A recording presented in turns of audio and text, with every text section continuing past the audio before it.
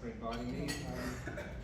Back in 2007, the ABC Books published a book called Kissing the Frog by a couple of nobodies from Adelaide. And I think the story of this presentation is really about how a couple of nobodies from Adelaide managed to get a book published on investments when really it's a very crowded field of books out there. The two nobodies were me and my brother Phil.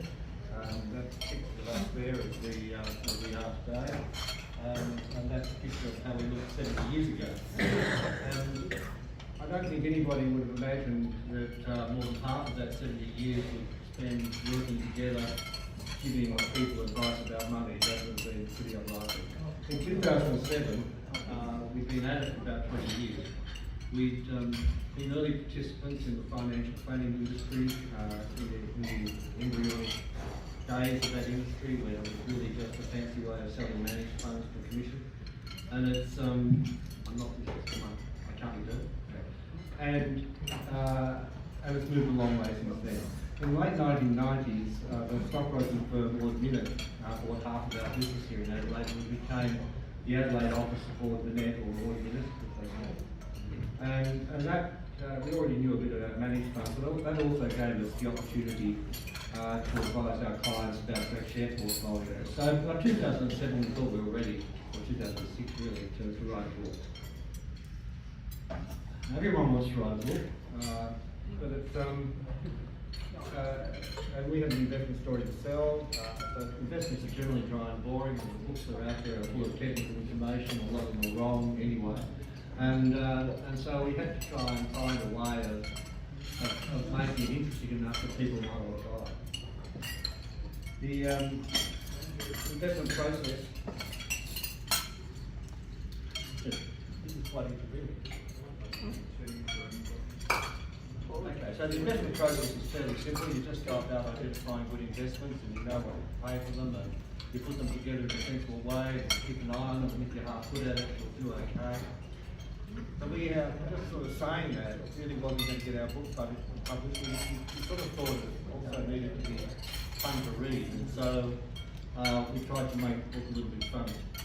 When financial advisors give advice about things, they quite often use analogies to explain difficult concepts, and the most famous analogies in the world are really fairy tales, which are really stories with a moral. And we thought if we took fairy tales and fractured them to turn them into investment stories, then that could be a bit of fun for the people to read. And that's what we did. So we wrote our own fairy story. It was set in the woods, because that's where all the fairy stories are set. Now when you're talking about financial advice, there's two aspects to it. One is structural advice, strategic advice, and the rest is investment advice. And strategic advice is all about not paying tax or getting money from the government. And we do talk a lot about that in the book, but we need to review it a little bit. So in Kissing the Frog, the tax commissioner, the role of the tax commissioner is played by the big bad wolf. He's a good choice because he's universally hated by everybody in the woods, and I think that probably carries forward through to the tax commissioner here, and apologies to anybody here who works for the tax department. The other participant in the book was the welfare department. Welfare was handled by the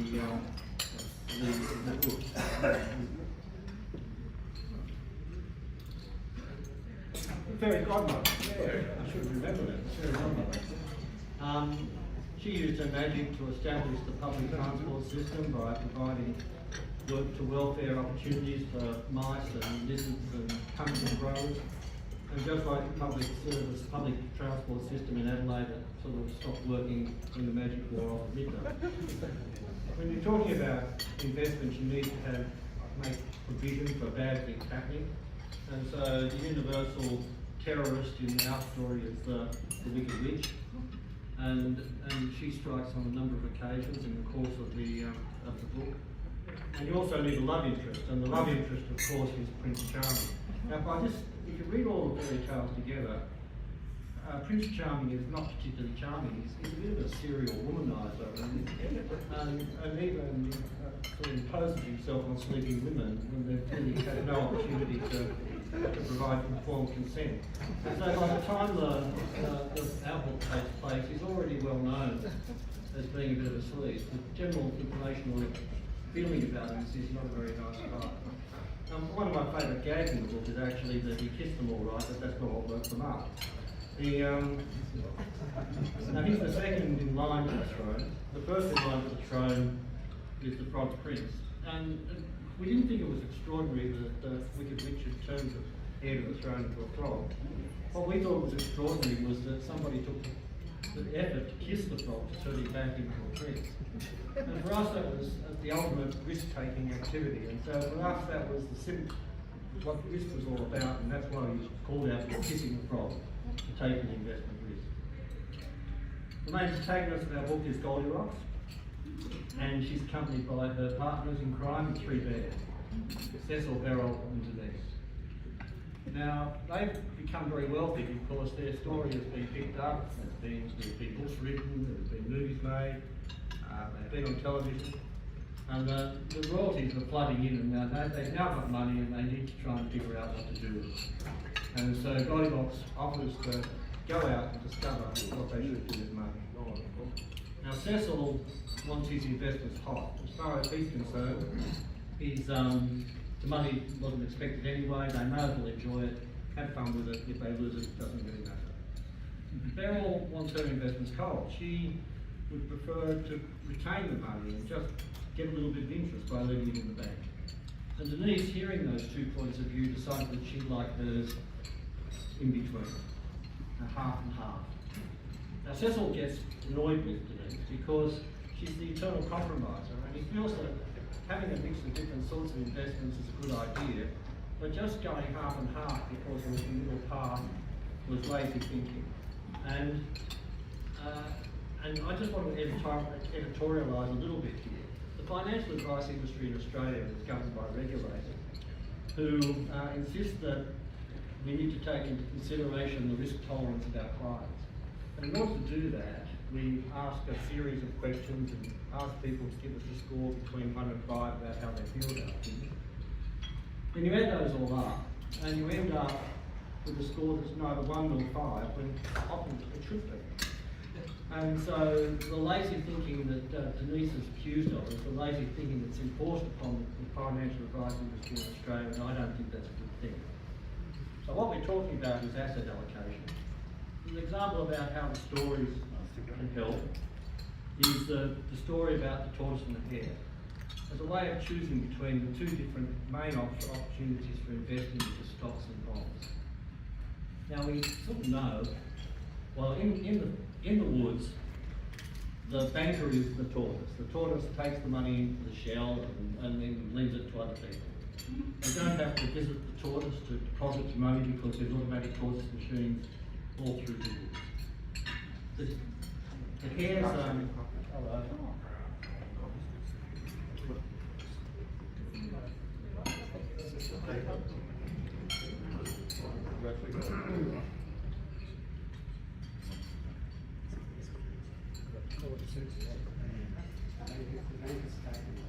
Yeah. I'll be back more.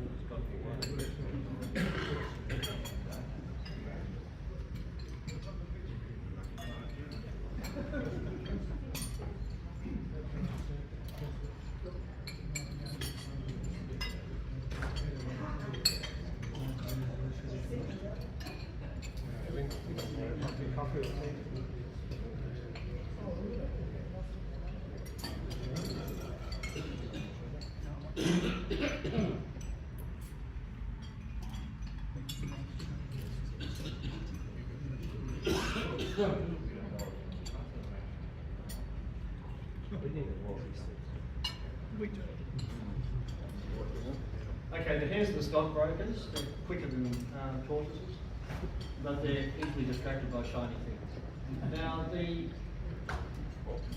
long-term history demonstrates that you would expect to get a risk premium by owning shares over what you would get by lending money. And in the long sweep of history, that risk premium has been about 5%. And so if you had an amount of money and you said, I'm going to spend some, and I'm going to earn 5% more than I'll earn by lending money to the people, then you'd expect the income or the portfolio rate might go up in line with those blue bars. And if you left it in the bank, it might be very low. And if you just look at that, you think, well, it's a no-brainer, I'll just put all my money into shares. But the return that you get from shares isn't guaranteed, of course. And so this is the 80% confidence range. It's based on history going back pretty much hundreds of years in Australia and the United States, of the range of returns you might expect by having your money involved in investing in shares. And so the race between the tortoise and the hare isn't really about which one's faster, it's about the length of the race. Over 10-year periods, I'm more than 90% certain you'll do better by having your money invested in shares than in the bank, but I'm not so certain over shorter periods. And really, the level of risk that's involved 80% of the time isn't all that great. But the wicked witch has a way of sort of causing bad things to happen, and there's been 6 occasions in the last 120 years where the value of shares has dropped by 40% in 1 year. And you know what they are, so the Great Depression, the oil crisis that many in the room will remember, the global financial crisis, the share market crash in 1987. Share prices fell by 40%. And if that were to happen at any time in the next 10 years, then it slipped down into that pink area for a little while. And it might take you 5 years to get out of it. Now, the only reason you want to try and avoid when that happens is being forced to sell. And the only reason that you'd be forced to sell would be because you either need the sleep or you need the money. So needing the sleep is tolerance, but needing the money is having enough money set aside so that you're not forced to sell. And this is a much more realistic basis for asset allocation than a quiz asking people questions about things they have no idea about. Now, the other way, if you wanted to, you could engage in what is the current practice of index investing. I don't need to make investment decisions, I'll just buy the index. And if you do that, then that's not a bad idea, because you're getting the common knowledge of the market, common knowledge of all the investors, and they're making these decisions by voting with money. Good idea. But the reality is that common knowledge isn't always right, and the example of that is the Emperor's new clothes, where everybody knew that the Emperor was wearing clothes, they just couldn't see them, and so they thought that they were at fault rather than everybody else. And the example of that really is that if you just buy the index, then you're going to get whatever the market is currently thinking at the time. Now, we sort of manufactured for ourselves an average price to earnings ratio of shares of 17. Now, it's probably not 17, but it's good. If the price to earnings ratio of shares is 17, then the arithmetic would have you get a rate of return of 5% above what you'd earn by lending the money to someone else. So it makes sense. It also is a fact that over the 120 years of history we've had on the US share market, there hasn't been a 10-year period when the price to earnings ratio hasn't been 17, at least once. And so you kind of know if it's not 17 now, it will be. Now, this is the valuation of 4 markets, a recent chart: Australia, United States, United Kingdom, and Europe. Very expensive. Pressing the wrong button. It's not flashing here. Sorry. Yeah,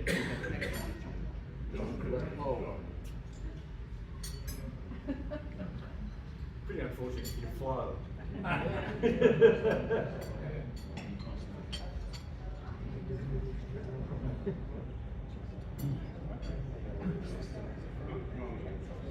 Placards. You'll have to sit peel them off.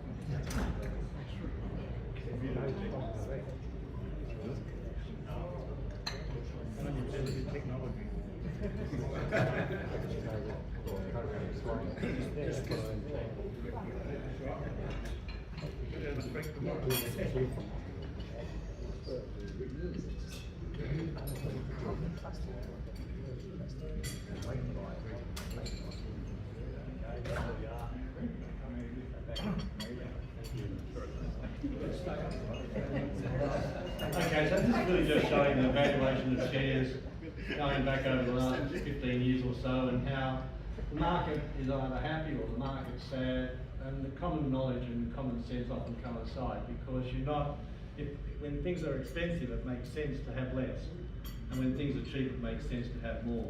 And so if you're prepared to do the work, you can in fact find out when common logic or common knowledge isn't true. Then there's the process of selecting individual shares. When we were Ord Minnet, we'd previously been financial advisors who sold managed funds, and the wise old heads came down to talk to us about selecting shares. And they said something that surprised us. They said, why would we care what a 30-year-old analyst thinks we should buy or sell? We thought that's what you did. You just let the analyst tell you what to buy and sell, and that was all fine. They said that you really need to focus on the companies themselves. You need to look at the quality of the companies, and the quality of the companies is largely determined by the quality of their earnings. And they showed us two charts. One was for Merck Sharp and Dohme, the famous international chemical firm. And I said, this is a fantastic company because the earnings sort of just creep up all the time, and I'm fairly confident that I'm not going to lose money by buying shares. Now, our version of Merck Sharp and Dohme is CSL, a company that many of you would know. And this chart goes back to 1994 when it was launched, and as well as having spectacular growth, which is quite amazing, and the Merck Sharp and Dohme chart wasn't quite as good. What's terrific about CSL is that the earnings are reliable. They can go flat for a little while, but they very rarely go backwards. The other chart that they showed us was for United Airlines, and our version of United Airlines is Qantas. And with that, you've got no idea what you're going to get from year to year, and no real faith in the projections of the analysts. And the message was, if you can just buy good quality companies with reliable earnings and buy them when they're reasonably priced, then your clients will be very happy. And I think that's pretty good information. So Goldilocks then goes on a journey because she wants to find out about property. She used the public coach system to go through the woods and see different sorts of housing in the woods. She goes through an area that used to be quite attractive before it was turned into the sewage treatment works. She went for a wander on the meandering meadow, stopped for a night with the field mice who were eking out a living being farmers. And they were renting their house from the property developers of the woods, being the pigs. They wanted to buy it, but every year the rent went up a little bit, and then when the rent went up, so did the value of the property. And they didn't really understand how that was happening. She kept on travelling into the faraway mountains where she came across the ghost town. It used to be where all the miners lived before the mines closed down. And all those properties were also owned by the pigs, and really they didn't seem to have any value. She continued walking to Hogview Heights. Hogview Heights is the winter retreat of the well-to-do in the woods, and it had spectacular views, and the properties were all worth a lot of money. The Frog Prince was there, and she'd invited Goldilocks to stay the night, and when she turned up, she found that his younger brother, Prince Charming, was also there. So she stayed there a night, but she had a sleepless night. She didn't want to go to sleep, obviously. She then met up with the pigs. And the pigs were the property developers, and they're no longer little. They told her that the value of property is largely set by what people can afford to pay. And if people really can't afford to buy property, then the property isn't worth as much. And perhaps that's a little bit of common knowledge that we're currently going through at the moment, which is likely to prove a problem. When only 10% of the people can afford to buy 90% of the properties that are on sale, then perhaps we've got a situation where there's some sort of change about to happen. Now the prince reached out to Goldilocks. He was a bit infatuated. They went to a theme park together, run by the Mad Hatter, celebrating the work of Rumpelstiltskin, who was famous for weaving straw into gold.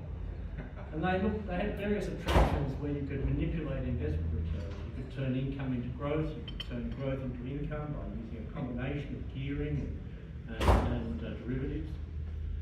And it's all quite fun. The prince enjoyed the fun. He didn't understand anything about money.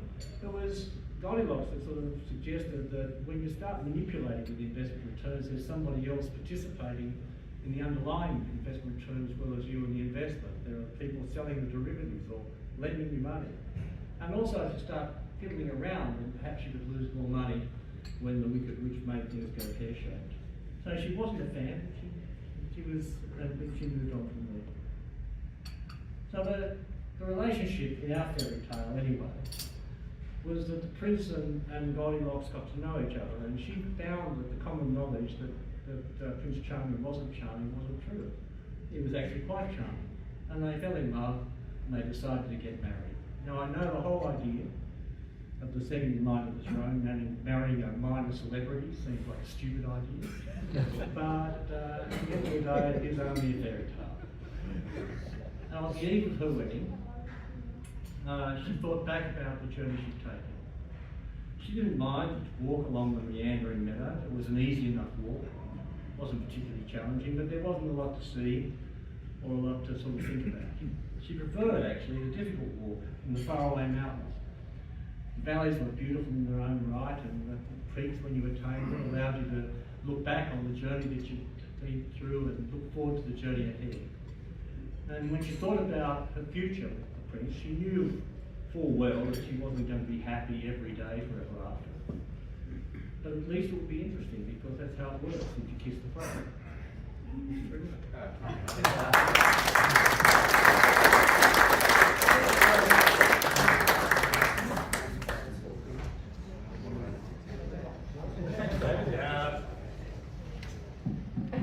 Questions? Is Goldilocks interested in the cryptocurrency? I was kind of hoping to get a question about cryptocurrencies. Cryptocurrencies are worth what people are prepared to pay for them until people aren't prepared to pay it anymore. There's another form of currency which is equally mysterious, which is gold. I mean, gold has no useful purpose other than being shiny. And yet people pay huge amounts of money to own it because they pay it because other people are prepared to. So not all people, only 50% of the people. People buy lots of gold. Gold is king. Sorry, I didn't understand. So, personally, we would never recommend our clients muck around with cryptocurrencies because we don't see any basis for it. We could well be wrong. I'd rather go with the certainty of owning some shares in good quality companies and taking the dividends and getting my equity risk premium of 5% and leaving enough in defensive assets to ensure that I never become a forced seller. And that way everybody ends up happy. Any further questions? Oh, thank you, David. That's very entertaining. And as I said, David has donated a number of copies of the book to our club. They're outside on the table. They're available for, we've set a mythical price of $10 a copy, and the money will all go to our club. So thank you, David, for that, and thank you for your address. This is the book, by the way, and this is a copy of our banner, which is highly prized. So enjoy that. Thank you very much. Cheers.